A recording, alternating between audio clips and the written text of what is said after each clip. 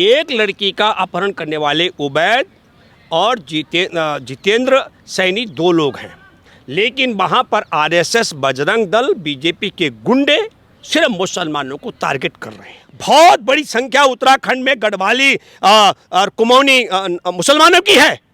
इनके बाप का देश है जो कह देंगे निकल जाओ, भाग जाओ, ये करो। और मैं कहता हूं अरुणाचल, जहां आरएसएस के हजारों हजार भाजपाई गौ मांस खाते हैं, वहां ये गाय मांस खाने वालों के साथ हैं।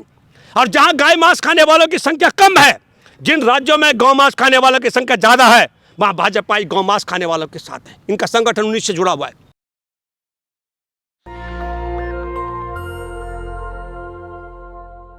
नमस्कार, मैं ज्योति यादव और आप देख रहे हैं नेशनल दस्तक। उत्तराखंड से खबर आने के बाद जिस प्रकार से लव जिहाद के मामले में तोड़ा फोड़ी की गई और ये तोड़ा फोड़ी इस कदर बढ़ गई कि जाहिर तौर पर वहाँ पर लोग पलायन करने पर मजबूर हो गए हैं और ख़ास तौर पर मुस्लिम समुदाय। इसी को खास बातचीत करने के लिए इस वक्त मेरे साथ भूपेंद्र रावत जी मौजूद हैं, जो तमाम बड़े खुलासे करने वाले हैं। तो चलिए सीधे बातचीत करते हैं। क्या कहना चाहेंगे रावत जी?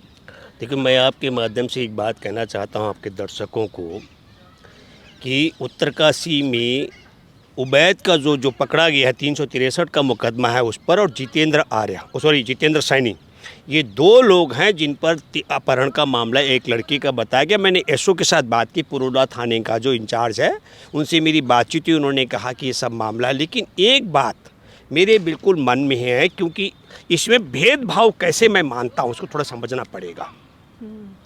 एक लड़की का अपहरण करने वाले उबैद और जितेंद्र सैनी दो लोग हैं, लेकिन वहाँ पर आरएसएस, बजरंग दल, बीजेपी के गुंडे सिर्फ मुसलमानों को टारगेट कर रहे हैं।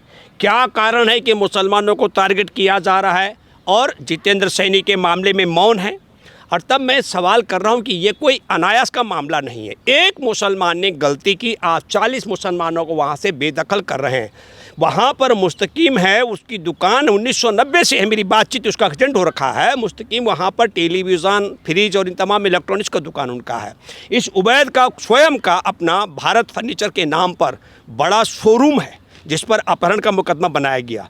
और अपहरण कोई ऐसा, देखिए, मैं आपको बताना चाहता हूं कि उत्तरकाशी, मैंने 1991 भूकंप में काम किया, इसलिए मेरा बड़ा अनुभव है। दिल्ली से जो हमारी गाड़ी सामान लोड होकर जाता था, राहत सामग्री, 48 घंटे भी लगते थे उत्तरकाशी पहुंचने में। तो उत्तरकाशी से अपहरण करके आप कहाँ लेके जाएंगे किसी को? देहरादून, ऋषिकेश तो सबसे पहले आपको आना पड़ेगा, और देहरादून ऋषिकेश आने में 10 घंटे आपको लगने वाले हैं। लेकिन मेरे मन में एक बड़ा सवाल है कि यदि एक मुसलमान अपहरण के मामले में एफआईआर दर्ज होने पर जेल चला जाता है, तो सारे मुसलमानों को वहाँ से भगाने की परंपरा है। तब मेरे मन में सवाल है कि हमारे देश के अंदर आरएसएस के प्रचारक रह चुके प्रदीप करुलकर, डीआरडीओ का निदेशक, पाकिस्तानी एजेंट निकला, सावरकर का भक्त, सावरकर का अनुयायी। तो जब सावरकर का अनुयायी आरएसएस से जुड़ा हुआ डीआरडीओ का निदेशक पाकिस्तानी एजेंट है, तो जितने भी सामरिक जगह पर हमारे देश में सुरक्षा के जो स्थान हैं, वहाँ जितने भी आरएसएस से जुड़े हुए और सावरकर के भक्त हैं, उन सबों को क्यों नहीं वहाँ से बेदखल कर हटा देना चाहिए? जिस तरीके से उबैद के अपराध के कारण 40 परिवार मुसलमानों के आपने वहाँ से भगाने के लिए विवश कर दिए। तो जब भाजपा का एक मुख्यमंत्री एक राज्य की बेटी का अपहरण करवाता हो, तो क्यों नहीं सारे देश के अंदर जहां जहां भाजपा के मुख्यमंत्री हैं, उन्हें क्यों नहीं सत्ता से बेदखल किया जाना चाहिए बेटियों की हिफाजत के लिए? मैं सवाल करना चाहता हूं, हमारे देश में नग्न वीडियो उजागर हो रहे हैं महिला के साथ में कुकर्म करते हुए मंदिर के अंदर पंडित का, लेकिन मैं जिक्र करूंगा कठवा की 8 साल की मासूम बच्ची का, जिसके साथ में 6 लोगों ने और एक युवा ने गैंग रेप किया था, भूखी रखी, उसकी हत्या कर दी गई। तो अगर पंडित मंदिर में पूजा कर रहे हो, कुकर्म करते हुए नंगा पकड़ा जा रहा हो महिला के साथ में, तो सारे पंडितों को मंदिर से क्यों नहीं निकाला जाना चाहिए? ये सवाल मैं इसलिए कर रहा हूं कि एक अपराध करे सबको दंड देने की जो परंपरा है, ये कैसे और किसने शुरू की? तो कंप्लेन की जा सकती है पुलिस प्रशासन। आ रहा हूं मैं, ये इसके पीछे जाना पड़ेगा। अंकिता भंडारी के मामले में मौन थे। दिल्ली के अंदर 2012 में किरण नेगी का गैंग रेप, हत्या, उसको तेजाब से जलाया गया था उसके चेहरे को, और 2014 में अगस्त में, मुझे ध्यान है, उन्हें सजाए मौत का ऐलान हो गया था। अब किरण नेगी के हत्यारे, बलात्कारी और बर्बरता से उसकी हत्या करने वालों को मोदी सरकार ने मौन कर दिया। जो इस पर भी मौन रहे, अंकिता भंडारी की हत्या पर मौन रहे, वही सब लोग इस समय क्रोनोलॉजी का हिस्सा है। जानबूझकर हिंदू मुसलमान बनाने का षड्यंत्र के लिए पुरोला में एक बेटी के अपहरण में, जब एसएचओ कह रहा है कि वो मंद बुद्धि की थी, अपहरण करके कहीं ले गए हों तब बात है। उस घटनाक्रम में मैं नहीं जाऊंगा क्योंकि लेकर के नहीं गए थे। और जांच का विषय मैं आपके माध्यम से गंभीरता से कहना चाहता हूं। वहां पर कैमरे हैं, सीसीटीवी कैमरे, जहां पर उबैद का शोरूम है, उसके साथ में नैनीताल बैंक है, उसमें भी कैमरे लगे हुए हैं। अगर ईमानदारी के साथ जांच पड़ताल हुई, मैंने एसओ से कहा तुम दबाव के कारण ये अपहरण का मुकदमा बनाए हो, एसएचओ भी मान गया, लेकिन एसओ ने कहा क्योंकि ये वो उनका कहने का मतलब था कि वह लड़की मंद बुद्धि की थी, ये कुछ उसके साथ मिलकर गलत करना चाहते थे, ऐसा उनका इशारा था, लेकिन अपहरण का मामला बनाया गया। सवाल यह है कि आखिरकार ये जो पलायन किया जा रहा है और खास तौर पर एक समुदाय द्वारा किया जा रहा है, इसके लिए जिम्मेदार कौन? मैं आ रहा हूँ, जिम्मेदार भाजपा के गुंडे, आरएसएस के गुंडे, बजरंग दल के गुंडे, और जिम्मेदार है डबल इंजन की सरकार, नरेंद्र मोदी यहाँ और पुष्कर धामी वहाँ। मैं हैरान हूँ लोकतंत्र, मैं फिर दोबारा, अगर लोकतंत्र में यह परंपरा शुरू हो गई है कि एक गलती करे सबको सजा देनी है, कुकर्म करते हुए ब्राह्मण पकड़ा गया, मैं दिखाऊंगा इस वीडियो को, मतलब मुझे ही देखने में लज्जा आ रही है, नंगा वो महिला उसके साथ में, तो आप समझ लीजिएगा सारे ब्राह्मणों को मंदिर पर प्रतिबंध क्यों नहीं लगाया जाना चाहिए? तो क्या मैं ये चाहते हैं कि सारे ब्राह्मणों को प्रतिबंध लगाया जाना चाहिए? तो मैं नहीं, ये परंपरा जिन्होंने शुरू की उनसे कह रहा हूं मैं। हम कह रहे हैं कि जिस आदमी ने उस लड़की का अपहरण करने का अपराध किया, उबैद का, जितेंद्र सैनी का, उनको जो कानून सजा दी हमें स्वीकार है, हमें उसमें कोई आपत्ति नहीं है। मैंने उत्तरकाशी भूकंप में काम किया 1991 में, बहुत बड़ी संख्या उत्तराखंड में गढ़वाली और कुमाऊनी मुसलमानों की है। इनके बाप का देश है जो कह देंगे निकल जाओ, भाग जाओ, ये करो। और मैं कहता हूँ मुस्तकीम की जो दुकान है 90 से, उसका अपना घर भी है वहाँ मुसलमानों के अपने घर भी है, दुकान भी है। मैं आपके माध्यम से कहना चाहता हूँ पुष्कर सिंह धामी को, नरेंद्र मोदी को, इनको सद्बुद्धि आनी चाहिए, हिंदू मुसलमान का खेल बंद करें। लेकिन मैं फिर कहना चाहता हूँ भेदभाव का मामला, हमारे देश में प्रिया रमानी है, प्रिया रमानी पत्रकार है, प्रिया रमानी ने आरोप लगाया, तब विदेश राज्य मंत्री थी एमजे अकबर, कहा कि 30 साल पहले मेरा यौन शोषण किया, एक तत्काल 1 मिनट के अंदर नरेंद्र मोदी ने मंत्रिमंडल से निकाल दिया।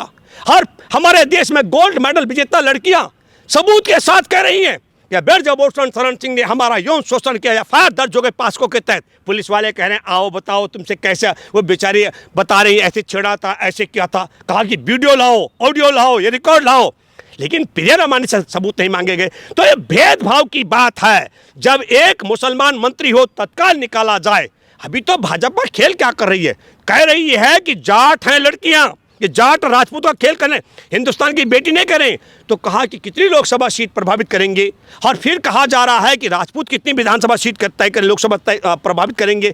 अब वोटों की गणना हो रही है, यह वोटों की गणना जिस तरीके से देश की ओलंपिक पदक विजेता बेटियों के मामले में हुई, एमजे अकबर को निकालने के मामले में हुई, उसी प्रकार का भेदभाव यहाँ किया जा रहा है। 2 लोगों ने अपराध किया है, जितेंद्र सैनी और उबैद ने, तो एक मुसलमान एक हिंदू, तो यहाँ भी आप भेदभाव कर रहे हैं। और मैं फिर एक बात और कहना चाहता हूँ, डूंगरपुर राजस्थान का जिक्र कर रहा हूँ मैं, 8 से 12 साल की बच्चियों को वहाँ का शिक्षक 10 लड़कियों को हवस का शिकार बनाया, उन लड़कियों को जबरदस्ती, जो लड़कियाँ उसके बर्बरता से, यौन शोषण से दुखी होकर स्कूल जाना बंद करती थी, उनके घर पहुँचता था, उन बच्चों से कहता था देखो तुमको वहाँ डालूंगा उस तालाब में, मगरमच्छ खा जाएंगे वहाँ अगर तुमने कुछ नहीं आना जाना शुरू नहीं किया। वो तो एक बच्ची की वेदना बहुत भयंकर थी, उसने अपनी माँ से कहा कि बहुत दर्द हो रहा है माँ, और जब माँ ने उसके विशेष हिस्से को देखा तब जाकर के पोल खोल खुली। चाहे इस पर जितना मर्जी आपत्तियां लोगों की हो, हर सवाल नहीं, मैं आ रहा हूँ, तो मैं ये कहना चाहता हूँ क्यों नहीं सारे हिंदू मास्टरों को निकाला जाना चाहिए ताकि बच्चियां बलात्कार से बच जाएं। मैं ये बात इसलिए कह रहा हूं, एक रमेश चंद्र ने यह किया तो सब हिंदू शिक्षकों को हम दोष नहीं दे सकते हैं। नरेंद्र मोदी ने यह अपराध किया तो सारे भाजपा के मुख्यमंत्रियों को हम यह अपराध नहीं दे सकते हैं। कुछ पुजारियों ने मंदिर के अंदर ऐसा किया, कटवाल या पुजारियों ने ऐसा किया तो सारे पुजारियों को हम दंडित नहीं कर दे सकते। इसी प्रकार उबैद के मामले में भी एक उबैद के अपराध को सारे मुसलमानों का अपराध हम नहीं बता सकते। मैं ये कहना चाहता हूँ ये लोकतंत्र संविधान से चल रहा है, ये संघ के विधान से। लेकिन फिर मैं कहना चाहता हूँ आपके माध्यम से बहुत गंभीरता के साथ 2014 में एक ट्वीट किया था पुष्कर सिंह धामी ने, और उसमें भारत की फोटो की थी, भारत माता बोल करके, उसका शीश काट करके लद्दाख का जो पूरा हिस्सा है देश के साथ गद्दारी, चीन के साथ वफादारी करके चीन में दिखाया गया, और चीन के ही इशारे पर चुनाव हारने के बाद इस आदमी को मुख्यमंत्री बनाया गया। 2-2 करोड़ रोजगार कहाँ चले गए, किसानों का लाभकारी मूल्य कहाँ चला गया, 15-15 लाख रुपए कहाँ चले गए, सबके अच्छे दिन गायब हो गए। इसलिए योजनाबद्ध तरीके से मैं आपके माध्यम से गंभीरता के साथ कहना चाहता हूँ, जो गाय माता की बात करते हैं उत्तर, मैं आपको ले चलता हूँ नागालैंड, मिजोरम, मणिपुर, त्रिपुरा, अरुणाचल, जहां आरएसएस के हजारों हजार भाजपाई गौ मांस खाते हैं, वहां ये गाय मांस खाने वालों के साथ हैं। और जहां गाय मांस खाने वालों की संख्या कम है, जिन राज्यों में गौ मांस खाने वालों की संख्या ज्यादा है, वहां भाजपाई गौ मांस खाने वालों के साथ है। इनका संगठन 19 से जुड़ा हुआ है। तो ये मौका प्रस्ती को सोचना पड़ेगा। उत्तर पुरोला में मुसलमानों की संख्या बहुत कम है, अरे वहां अल्पसंख्यक सेल का अध्यक्ष है इनका प्रदेश का इंतजार हुसैन, वो कह रहा है, मूर्ख आदमी, उसका नंबर नहीं मिला मुझे, मैं कहने वाला था, वो कह रहा है कि भाई मुसलमानों के ये सब भाग गए वहाँ से 40 परिवार, और वो कह रहा है कि साहब अमन और शांति के लिए सरकार कायम कर रही है।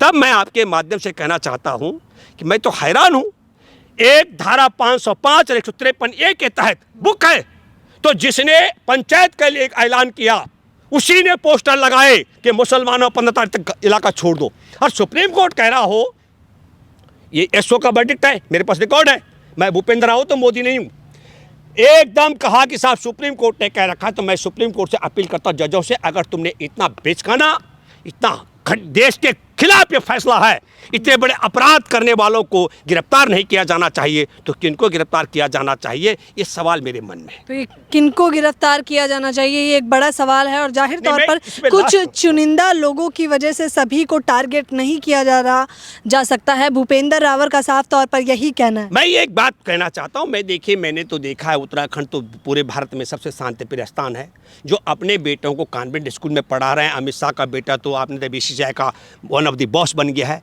अपने बेटों को विदेश में पढ़ा रहे हैं। वो तुम्हारे बच्चों के हाथों में रोजगार देने की बजाय उन्हें दंगाई और आतंकी बनाना चाहते हैं, नफरती बनाना चाहते हैं। इस बात से मैं अपील करता हूं, और मैं कहना चाहता हूं, क्योंकि मेरे पास तमाम लोगों से बातचीत हुई है, जिन लोगों से बात हो पा रही है उन सब के मन में यह नहीं है, लेकिन चुनाव के लिए, वोट की रणनीति के लिए, जैसे ज़्यादा गौ मांस से लग खाने वाले संख्या हो तो उनके साथ खड़े हो जाओ, और जहाँ मुसलमानों की संख्या कम हो उनके खिलाफ खड़े हो जाओ। ये संघ और भाजपा की रणनीति है, इसको भी ध्यान में रखना चाहिए। साफ तौर पर सरकार की ये जो रणनीतियां हैं जिसमें जनता को बरगलाया जा रहा है, उसे समझने की ज़रूरत है। भूपेंद्र रावत बार बार यही हुंकार भर रहे हैं कि कुछ चुनिंदा लोगों की वजह से अफसोसन तमाम लोगों को उसका हर्जाना भरना पड़ता है। फिलहाल इस खबर के बारे में आप लोग अपनी प्रतिक्रिया देना बिल्कुल ना भूलें। कैमरा पर्सन तौहिद के साथ ज्योति यादव, नेशनल दस्तक। नेशनल दस्तक की आपसे गुजारिश है कि अगर इसको बचाना चाहते हैं तो नेशनल दस्तक को सब्सक्राइब करने के लिए रेड कलर के सब्सक्राइब बटन को दबाएं, फिर बेल आइकन की घंटी दबाएं। नेशनल दस्तक को बचाने के लिए बहुत जरूरी है कि हर खबर को शेयर करें, लाइक करें, कमेंट जरूर करें।